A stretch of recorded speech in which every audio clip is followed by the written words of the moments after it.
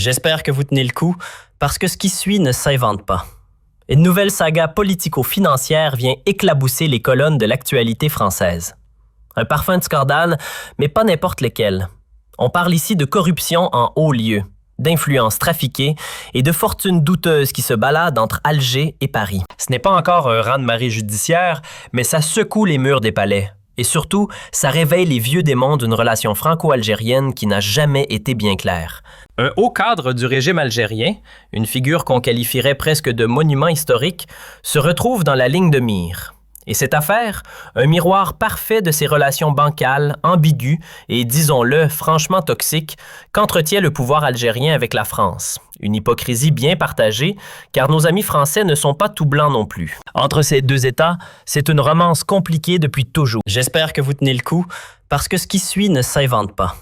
Une nouvelle saga politico-financière vient éclabousser les colonnes de l'actualité française. Un parfum de scandale, mais pas n'importe lequel.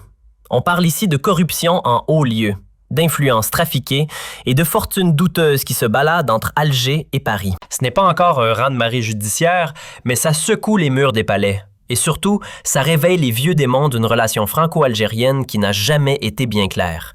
Un haut cadre du régime algérien, une figure qu'on qualifierait presque de monument historique, se retrouve dans la ligne de mire. Et cette affaire, un miroir parfait de ces relations bancales, ambiguës et, disons-le, franchement toxiques, qu'entretient le pouvoir algérien avec la France. Une hypocrisie bien partagée, car nos amis français ne sont pas tout blancs non plus. Entre ces deux États, c'est une romance compliquée depuis toujours. On se déteste passionnément, on se rabiboche dans l'ombre, on s'embrasse à huis clos pour mieux s'étriper en public. On dirait une série Netflix mal écrite, sauf que là, c'est bien réel. Des conflits à répétition, des pics diplomatiques, des crises à n'en plus finir. Mais celle-ci, celle qu'on vit depuis juillet 2024, elle dépasse tout. Elle est brutale, elle est sourde et elle nous broie. Nous, les Algériens de France, exilés volontaires ou contraints, la vivons de l'intérieur, entre le marteau politique et l'enclume identitaire. Ce n'est ni une première ni une surprise. L'Algérie et la France, c'est une série de crises à épisodes multiples, un feuilleton sans fin.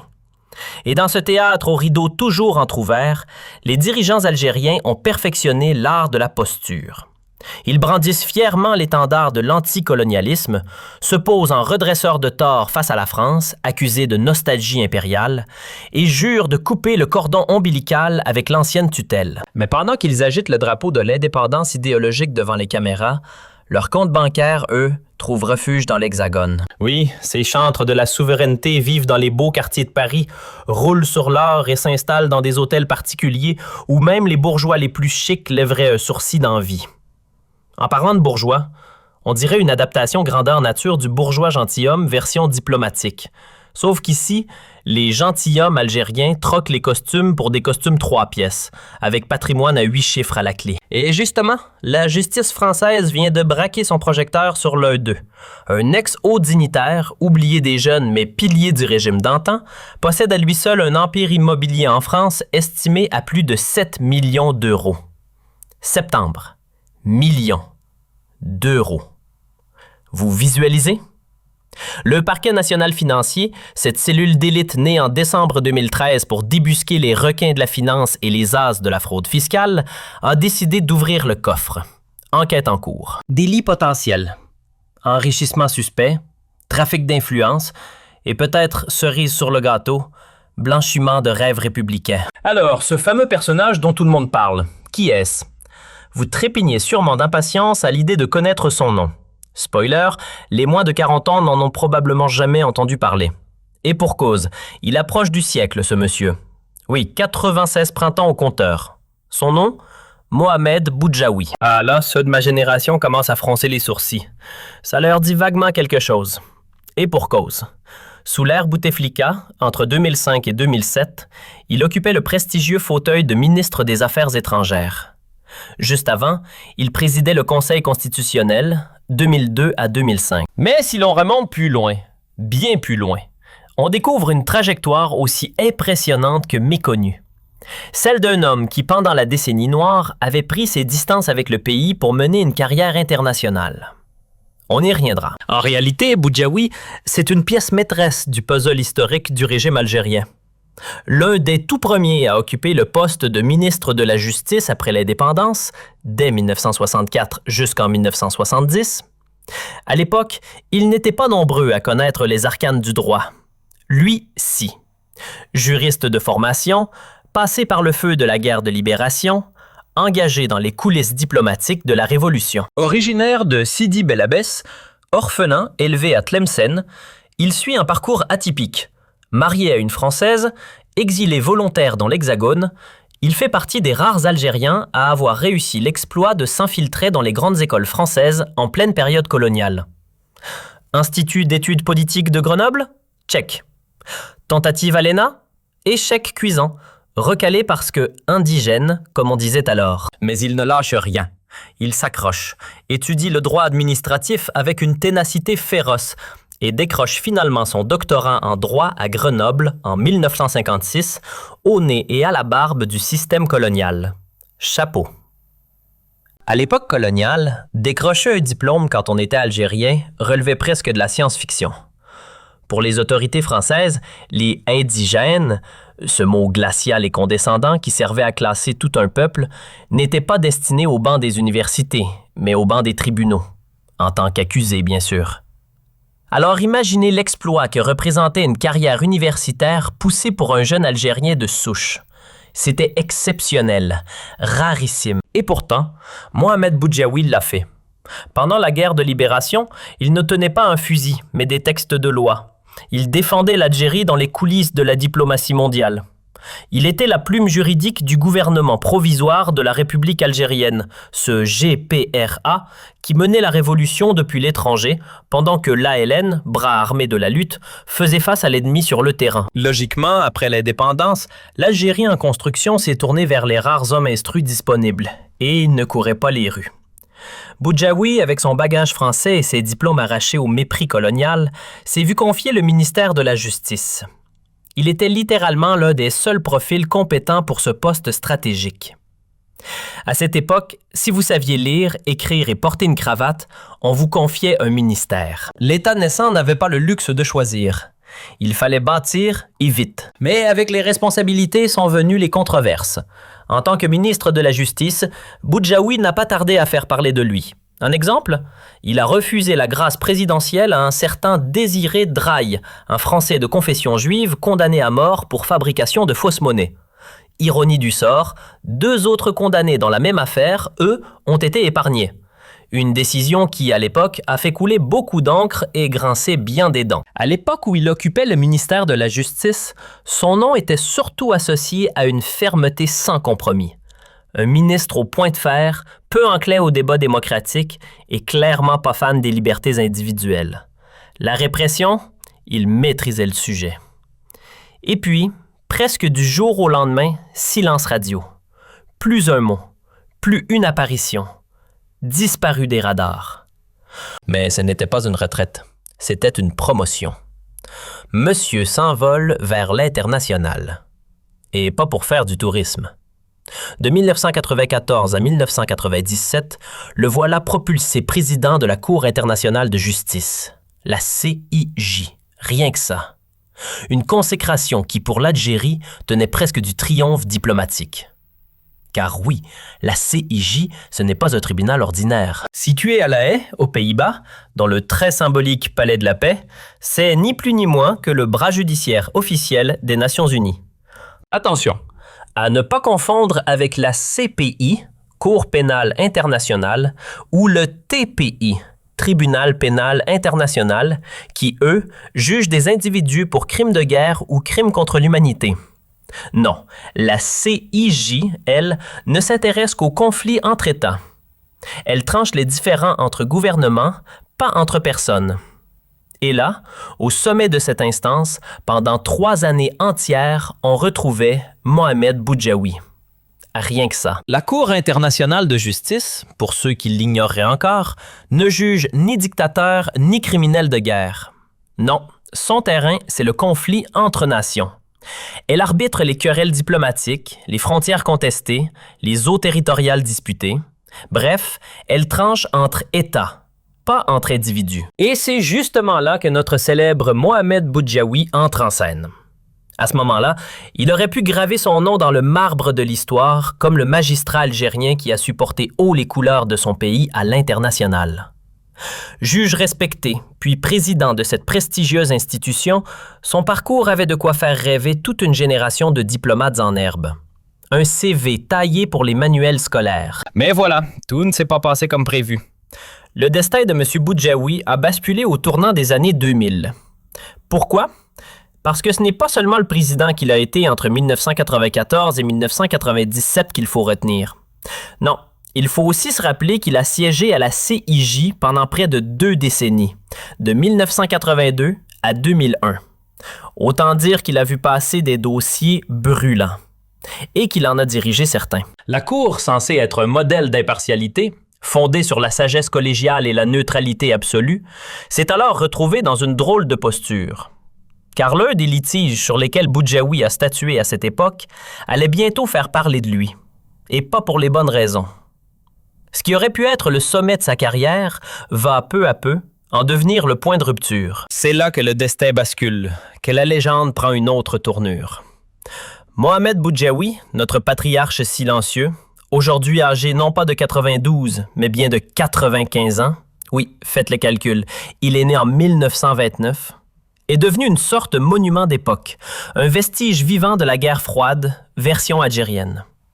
Une relique qui marche encore, lentement, mais sûrement. Il faut dire qu'il cultive l'art de la discrétion comme d'autres collectionnent des décorations.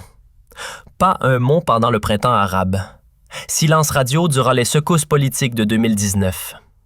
Chaque fois que l'Algérie tremble, lui reste figé, muet, hors cadre. On ne l'entend pas. On ne le voit pas.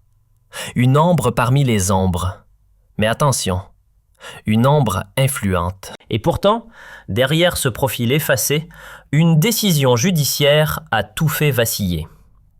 Tout commence au début des années 2000, lorsqu'il se retrouve aux commandes d'un litige explosif, un contentieux entre 2 géants du Golfe.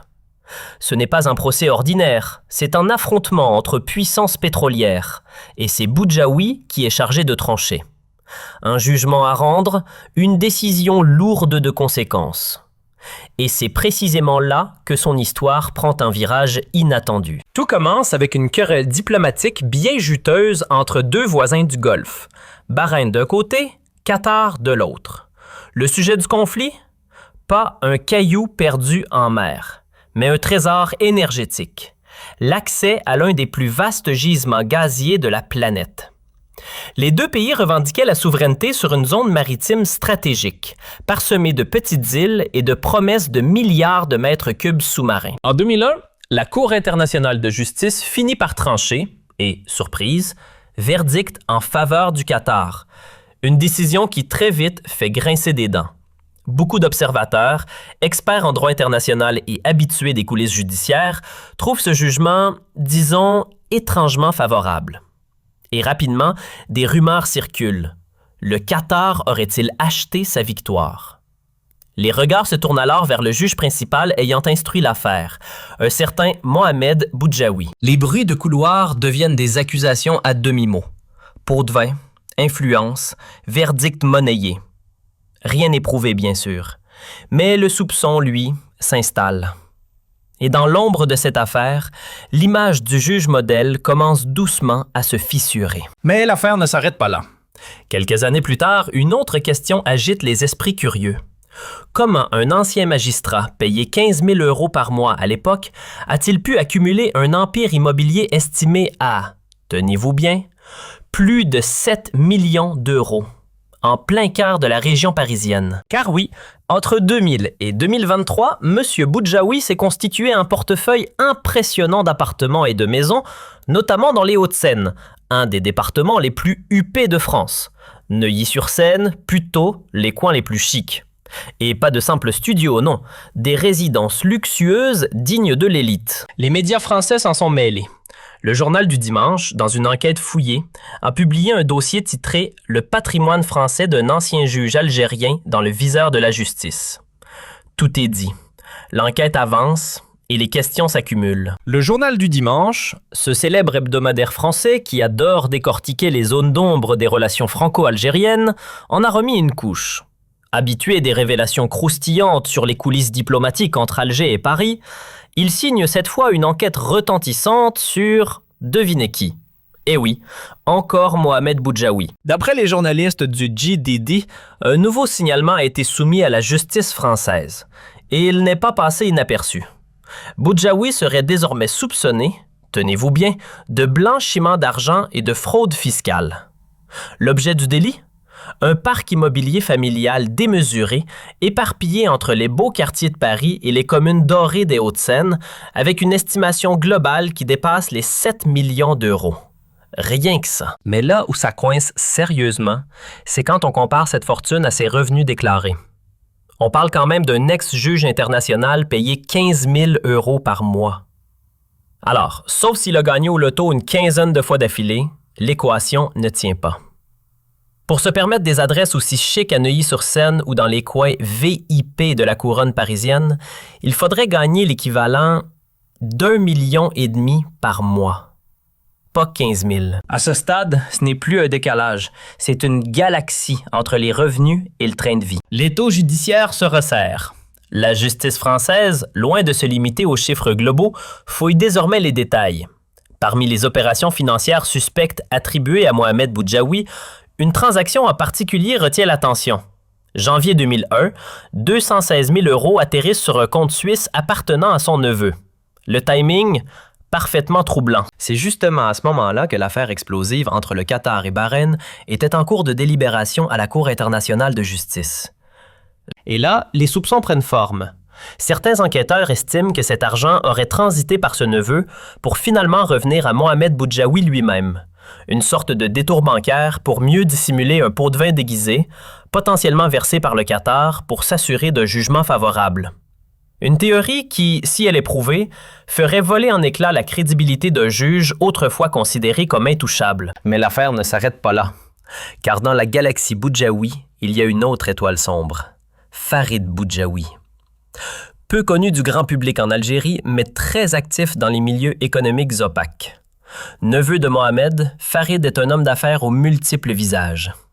Après avoir vécu au Canada, il est revenu en Algérie, où il s'est imposé comme un lobbyiste de l'ombre, notamment durant l'ère Tchebraï. Son nom revient avec insistance dans l'affaire Samac, un scandale tentaculaire où des entreprises italiennes auraient arrosé de pots de vin les décideurs algériens pour décrocher un méga contrat de 8 milliards de dollars. Montant estimé des dessous de table, près de 197 millions d'euros. Et selon certaines sources, c'est Farid Boujaoui qui aurait orchestré la distribution des enveloppes, avec à ses côtés des figures bien connues du régime, comme Chakib Khelil. Ambiance. Le feuilleton Samac, cette saga politico-financière mêlant valises de cash et contrats douteux, a tenu l'Algérie en haleine pendant plus d'une décennie, de 2011 jusqu'à 2023 à 2024. Et contre toute attente, clap de fin inattendu à Milan. Le tribunal blanchit Farid Boujaoui, Chakib Khelil et toute une brochette de figures bien connues du régime. Affaire classée? Pas si vite. Car s'il fallait décortiquer tous les volets de ce scandale, on aurait de quoi remplir plusieurs épisodes d'une série documentaire. Ce que l'on retient surtout, c'est que Farid, avec son nom bien placé et sa proximité familiale avec Mohamed Boujaoui, aurait habilement surfé sur l'influence de son oncle pour se frayer un chemin dans les coulisses de la corruption. Le tout sans se salir officiellement les mains, mais pas sans laisser de traces. Et ces traces, la justice française ne les lâche plus. Aujourd'hui, elle continue d'explorer le réseau Boujaoui en s'intéressant de très près aux liens, directs ou indirects, entre l'ancien juge international et son neveu, devenu homme d'affaires. Un exemple qui agite particulièrement les enquêteurs. L'achat, en 2011, d'un appartement à Neuilly-sur-Seine pour la modique somme de 3,5 millions d'euros. Propriétaire? Mohamed Boujaoui lui-même. Un bien